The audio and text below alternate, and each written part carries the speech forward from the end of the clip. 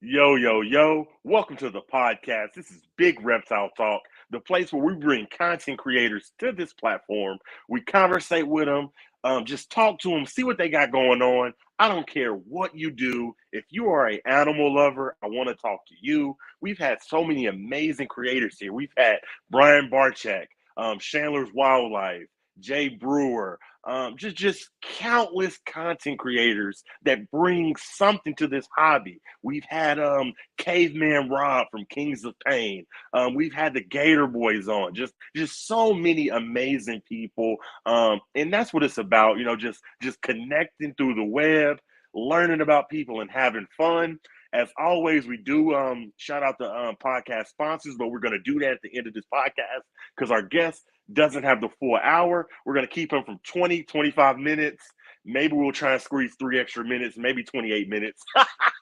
I'm totally kidding, but he has limited time. So we'll shout out the podcast sponsors at the end of the podcast. So don't go nowhere. When we come back, we are going to be chatting with Forrest Galante.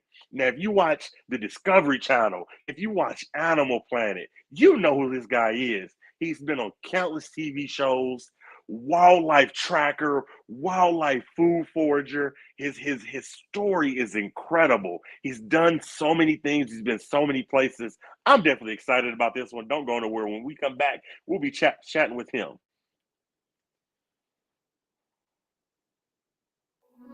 Whoa. Big reptile talk.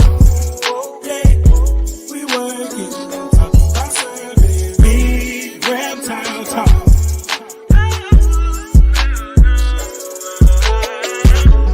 When it comes to talking about snakes, yeah, love that we got for them effects. Yeah, big reptile talk. Let's talk about reptiles.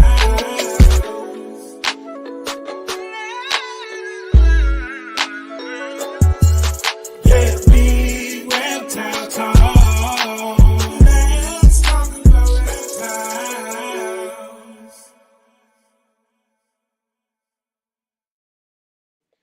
Yo, yo, yo. Welcome to the podcast. This is Mr. Forrest Galante. How are you, sir? What's up, buddy? I'm well. Derek, how are you, man? You have had some icons on there. I just watched your intro. You got all the boys on there. That's fun, man. I love it. That's what it's about. Just people that are just amazing people in the hobby. I love talking with them. And it's Sure. just nice that whether they have a million followers, 3 million followers, that they give people the time of day. It's just amazing. Now, Sure. I want to talk to you. Now, let's go ahead and jump into it, man. You've been so many places, man. So I know this is like a basic question, but 60 plus places in the country, all over the world. What was your favorite place? Like when you sit down with your grandkids, what are you going to tell them your favorite place was?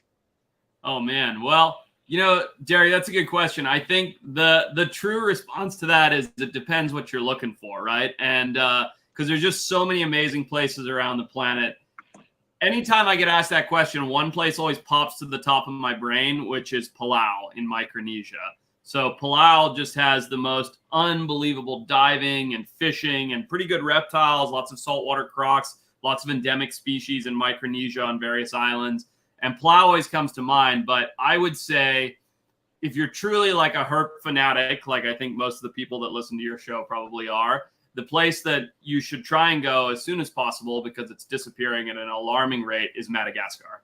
To go to Madagascar and see all of the various species, all of the endemics, all of the chameleons, which are insane, the different snake species, so on and so forth. It's pretty hard to beat, man. I absolutely love Madagascar. I've been 4 times now, and I'd recommend it to anybody. It's a crazy place with all kinds of issues and problems and everything else. But when it comes to reptiles and natural habitat, it is phenomenal. Right. I love that. I'm jealous.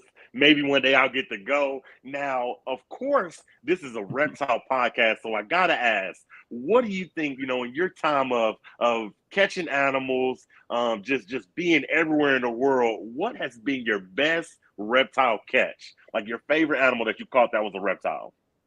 Oh man, well, don't forget that some of the reptiles I've caught literally nobody else has caught. And I don't mean that to brag, just because of the whole like extinct animal thing and the fact that we target these creatures that are so rare. So it's hard to really place one, but it's very hard to beat Fern, the Fernandina Island tortoise, literally the rarest animal in the world, only one of her species. And I like dove into a bush and picked her up. And while it is a Galapagos tortoise, of which there are a number of species that, you know, many people in the hobby have kept and seen in captivity and maybe visited in the wild, to be holding the Chelonoidea fantasticus, the Fernandina Island tortoise, the only known individual of that species in the galaxy, is pretty special, to be honest. So that's really a hard one to beat for me. But I'm a big like crocodilian fan, so catching, I think I've caught every species of crocodilian outside of 2 or maybe 3. So that always like tickles my fancy a lot to do that. But I think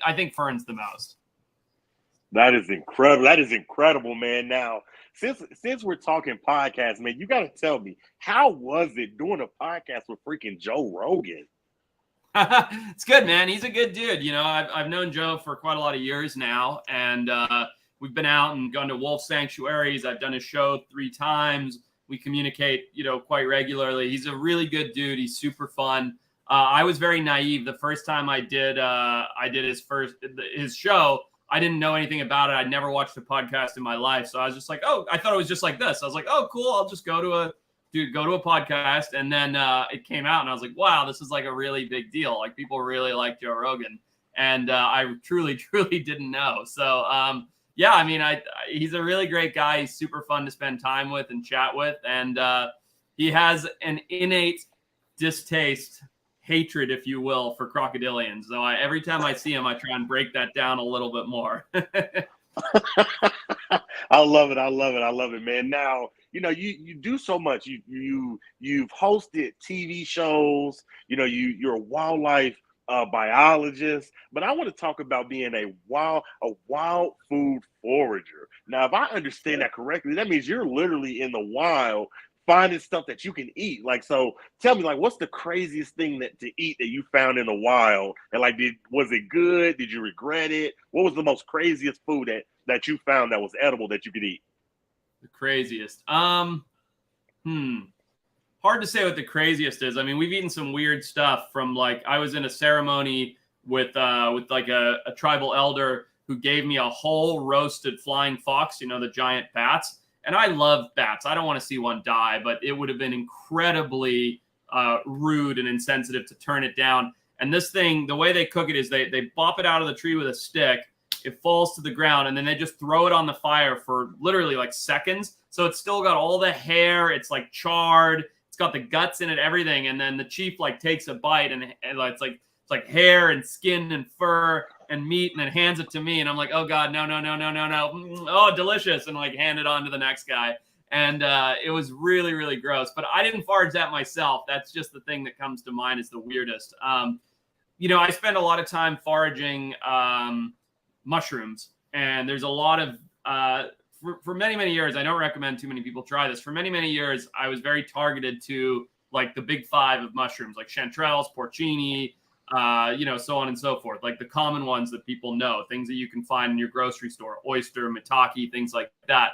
But in the last few years, I've started really venturing out and finding ones that if you do enough reading, it's like, well, technically they can kill you, but if you boil them 3 times and then air dry them and then boil them again, then pickle it, then it's edible. And so I've started like just tasting some of these very unique mushrooms. And so I think that's probably heading in that direction of the weirder stuff. Things like cocra, which are really delicious, but the cocra looks almost identical to a death cap. So if you make a mistake, like that's it, you're donezo. So you have to be very, very sure of your mushroom ID. But yeah, no, I do a lot of wild food foraging. It's really fun. Spearfishing, mushroom hunting, berry picking, as lame as that sounds, is great. You know, like harvesting wild fruits. I love all that stuff. You know what your story about the bat reminds me of? I don't know if you've ever seen this. I don't know if you've ever seen this TV show, but it's a guy, he goes around. So I think it's called like the Most Amazing Food Review Show. And it's a guy, he wears a bandana and he goes like to Africa, China, and he eats just the craziest. Yeah. Yes. he's coming on my podcast in like 2 weeks. He reached out to me and was like, "Oh man, I saw you've eaten this and this and this. Like, I want to talk to you about it." And so he's coming on our podcast, The Wild Times, in a couple weeks, actually. That is incredible. See, great minds think alike. I love it. I love it. Now, I'm a fan of yours, and I watched you, tell the story about this getting the sea snake venom in your eyes. Now, I know about the story. I know what happened. You got it in your eyes. You went to sleep. Now, my question to you is, I want you to add on to that, because a near death experience. Once you got the venom in your eyes and you didn't pass away, what was the first thing you did? It's like, because for me, I'd have been kissing the ground. I'd have been kissing my wife. Come here, baby. Like, what was the first thing you did when you woke up and you weren't in heaven? Well, that's a good question. So I'm not a very good early morning person. Like, I don't wake up like chipper, I'm like a very slow to start his day kind of person.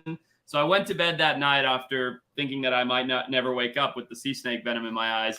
And when I woke up in the morning, I opened my eyes and I like popped out of bed, was like super chipper, went and I was like, I don't need coffee today. Like, I was good. I felt good about it.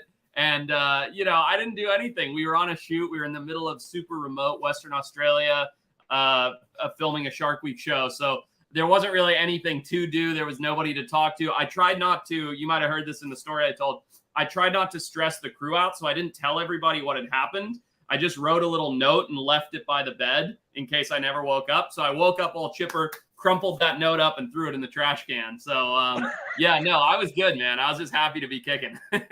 I would have woke up and kissed the ground. I should have. I love that. Now, since we're talking about just crazy stuff happening, you got to see sea snake venom in your eyes. So tell us, in your years of, being out in the wild, you come across so many animals. Now, I don't know if you're a fan of Coyote Pearson or, Yeah. I've had Rob. He's a good buddy. Awesome guy. I've had Rob from the Kings of Pain come on, where they get stung and they get bit. And I say that to lead into the question of, what do you think is the worst bite you ever took? I'm not like Rob and Adam and those guys. I don't purposely try and get bitten by stuff, but I'm trying to think the worst bite I've ever had. When I was a kid, I don't know if I ever told the story. When I was a kid, so I grew up in Zimbabwe in Southern Africa, right? So I wasn't catching garter snakes and stuff like that, like most people in the US. So when I was a kid, I was down by our dam and I was a little nerd. I had like my notebook and my pen and I'd write down all the stuff I'd catch and everything else. And I was like 10 years old. And I was down by the dam on our farm and I caught a rhombic night adder, which is a mildly venomous snake that can be life-threatening to children, but, not really to adults. And as I caught it, it bit me right in the arm right here, right? And I was like, oh, wow. Shit, I'm in big trouble. And I got on my little Pee-wee 50 motorbike. It was like a couple miles from our dam. We lived on a big farm in Zimbabwe. It was like a couple miles from the dam to the house. So I got on my little motorbike and I started zipping out as fast as I could. I circled it and rode on my arm, rhombic night adder, and got on my motorbike and was ripping as fast as I could back to the house. And I just remember as I was driving down the dirt road going by like where the farm workers lived, my tunnel of vision just got narrower and narrower and narrower. And that's all I remember. Apparently what had happened was I was just riding and all of a sudden went really wobbly and went over the handlebars.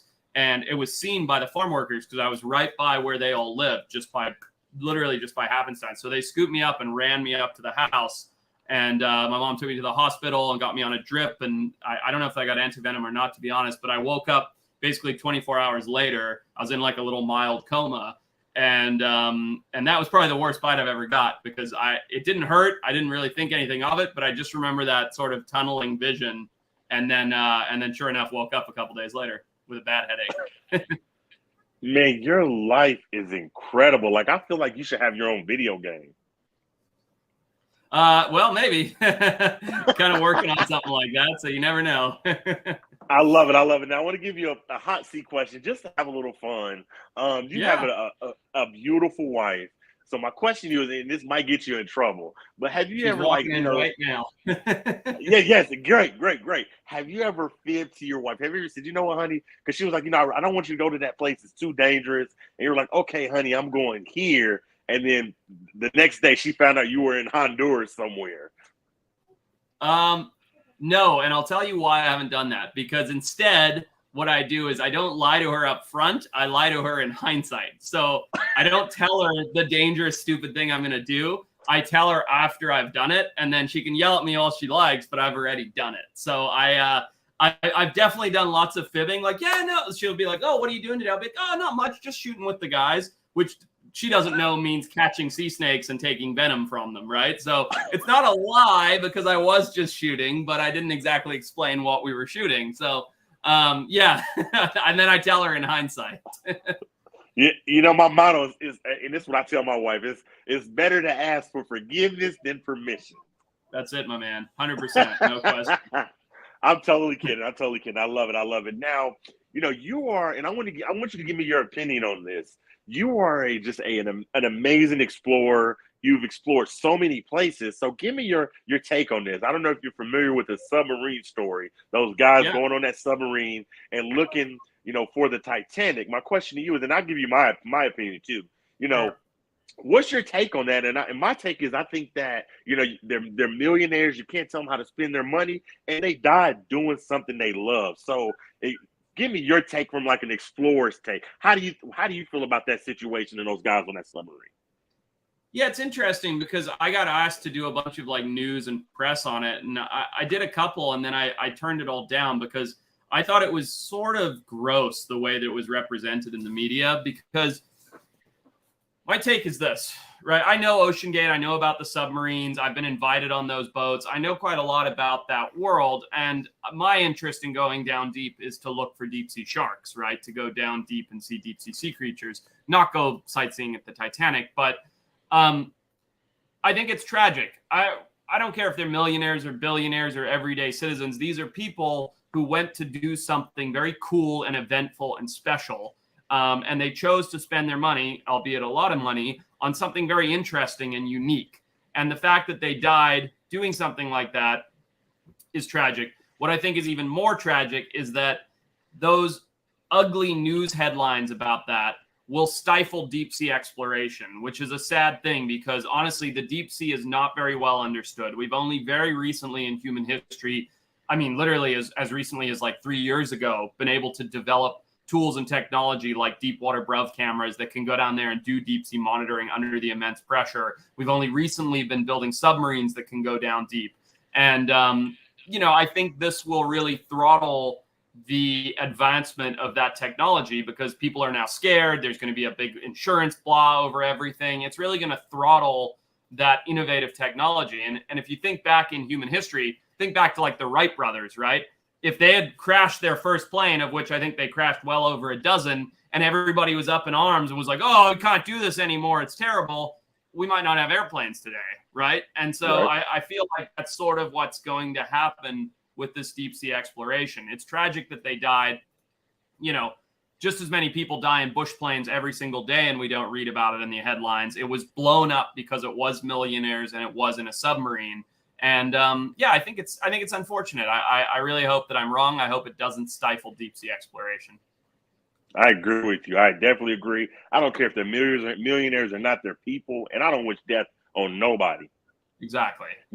Now I don't have a lot of time, so I got to ask. Being a TV host, how did that? Like, how did you manage to land on the Animal Planet, Discovery Channel? How did you land these TV shows?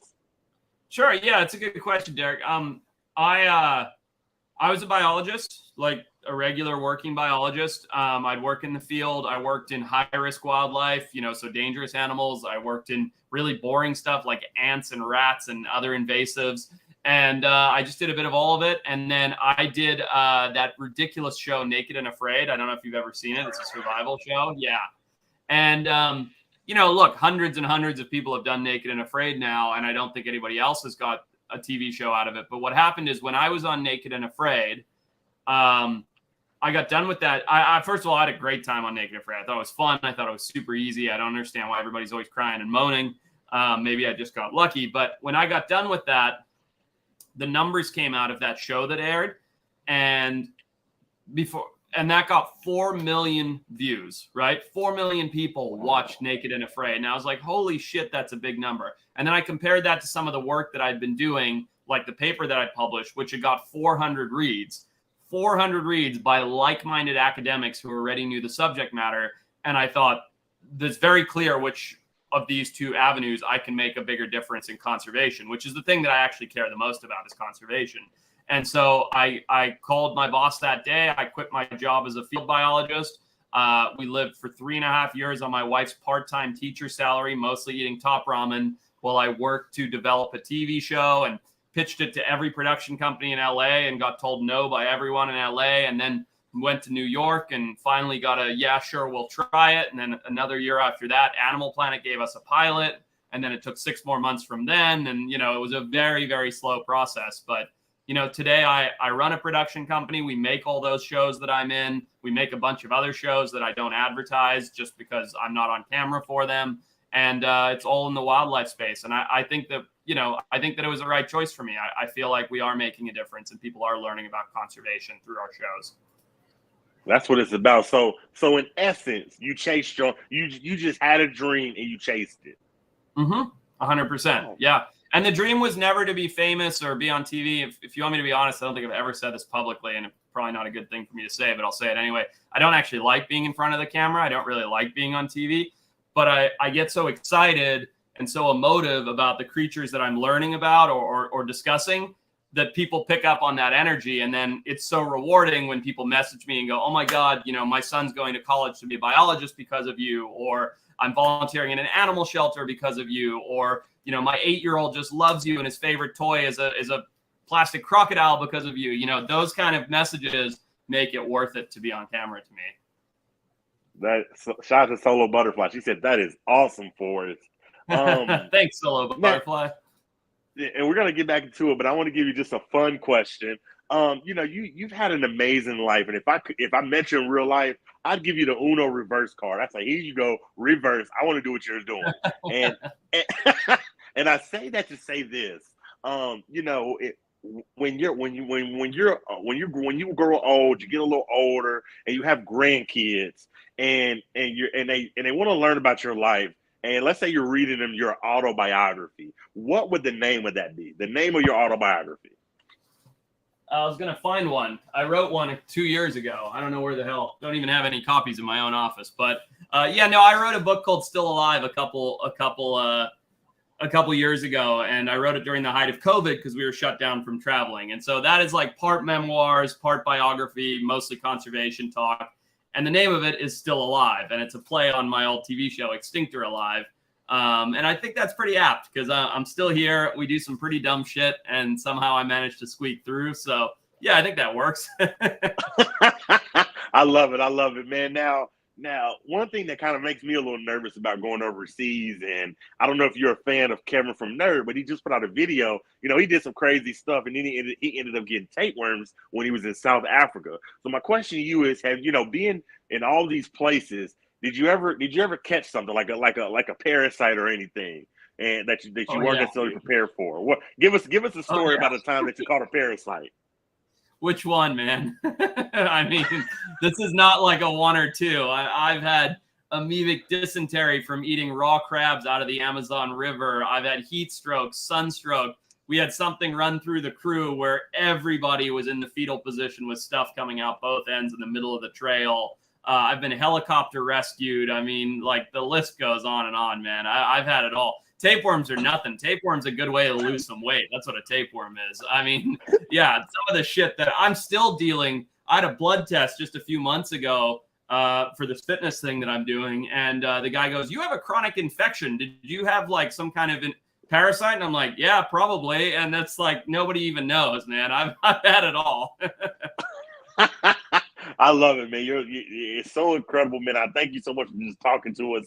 Now, just for shits and giggles, you are an incredible, wildlife explorer. But for shits and giggles, if funding wasn't an option and the Titan boa was a real thing, do you think you go chase it and try and find it? 1,000%, man. I think Titanoboa is one of the coolest species ever. So I work with Colossal Biosciences. I don't know if you know who they are, but they're a big biotech company that's doing the extinction work. They're bringing the woolly mammoth back. They're bringing the thylacine and the dodo back.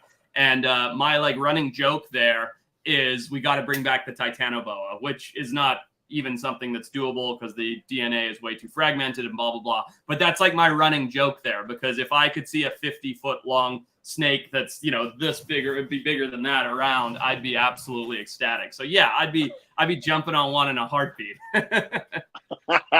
I love it. I don't have much time, but I got a few more questions. You're good, but my next thing's in like 18-ish minutes, so we can chat for a bit. It's all good. Okay. I don't want to rush. You're good. I love it. Thank you so much. Now, I know you're super busy, but my question to you is, being all over the world and having the experiences that you have had. I don't know if you ever seen this movie. I think it's called like Green Ring or something like that, and it's about these explorers. They go and they come across a tribe, and the tribe literally eats them. My question to you is, have you ever been worried about actually stepping foot somewhere and you actually do run across some cannibals? Oh, yeah, man. We were in Papua New Guinea last year, and we came into a cave filled with human skulls.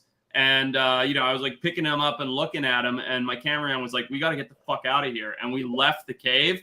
And there were 4 guys standing out in traditional garb with their spears right around us where we came out of the cave. And they're a completely removed tribe in Papua New Guinea that does not, they know where town is and they go to town if they want stuff, but they choose to be completely separate from like Western society and culture. And we stumbled into their burial ground and they were fucking pissed that we were like picking up their ancestors' skulls and stuff. And these are traditionally cannibalistic people. Now, whether or not they're still cannibals, the Western literature says no. The people on the island say yes. So who knows? But, fortunately, they were incredibly friendly. Shockingly, the leader of the tribe spoke like 9 languages and English was one of them. And we were good. We smoothed it all out. But yeah, no, I've certainly stepped foot a couple places I shouldn't have before. That is incredible. I know if I would have came out of a cave and I seen these guys, spears, skulls, I would say, hey, look over there. I just took. It was cool, man. It's all on our Island of the Walking Shark show from last year. Like the camera literally follows me in and I'm like, holy shit, this is a skull. And there's like a carpet of them. It's pretty wild. I love it, man. Now, before we end, last question, because I know you're busy, you got another thing to do. I want to give some words of encouragement to Brian Barczyk. I know last year, I think you were at Animal Con. I don't know if you're going this year, but he's dealing with cancer. And I just want to send this to him and just say, Brian Barczyk, the reptile community behind you. Forrest, can you give some words of encouragement too for me? Yeah, look, Brian's a good buddy. He has been for a long time. He was one of the first people that I ever met that was like a famous animal person, right? Like when I was just starting out. And I absolutely love Brian. And the thing is, I'm not going to sit here and go, I wish you the best of luck, Brian, because I don't need to do that. Brian is an incredibly strong, incredibly ambitious, incredibly driven human being and individual with a heart of gold. And I know beyond any doubt that he'll beat this thing. He'll do well. He'll come out the other end of it just as strong as before. I know what Brian's like. I know what an amazing person he is. And this will just be another little bump in his road that he'll look back at and laugh. So I don't even want to sit here and pretend like he's facing some bad road because I know Brian will beat this thing. Right, I agree with you. Shout out to Brian Barczyk. Much love to him. Mr. Forrest, thank you for I'm wrapping this up. You're amazing. Thank you for sparing this the time for you. I'm honored. Thank you so much for coming on and chatting with us. Derek, thanks for having me, buddy. It was a real treat. I had a great time. Thank you so much, sir. You have a good day, sir. Take care. Forrest Galante. How insane is that? That's what this is about. Big Reptile Talk, bringing content creators to my platform, getting stories that you've never heard before. I mean, from parasites to, exploration to what, the foods that in the wild he found. Even coming across, cannibals or headhunters. What an incredible podcast. I'm super honored to be able to even get him. He's an icon and he is where he is for a reason. And like he said, if you have dreams, don't wait for somebody to give them to you, chase them. He got on TV because he chased his dream. Everybody, Derek the Legend, man, I appreciate that. Great interview, great interview. Everybody in the chat, much love. But at the end of the day, that's what it's about. That's the message that I want to preach. When you have a dream, don't wait for somebody to hand it to you. Go get it. My hand's shaking. Forrest, Galante, what an awesome podcast. This is Big Reptile Talk. As always, we got to shout out the sponsors. Much love to Morphed Ambitions, Large Marge Morse, MKL Exotics, Frost Critters, Mad River Servants, Stone Age Ball Pythons. You already know Ball Pythons, Frost Critters, King's Reptiles, Ozzy Boys, Low Life Exotics. Everybody, all the channel sponsors, I appreciate you. Everybody that was in the chat watching and everybody that will watch it. This was one for the books. Until next time, man, this is Big Reptile Talk, and I'm out of here. Whoa.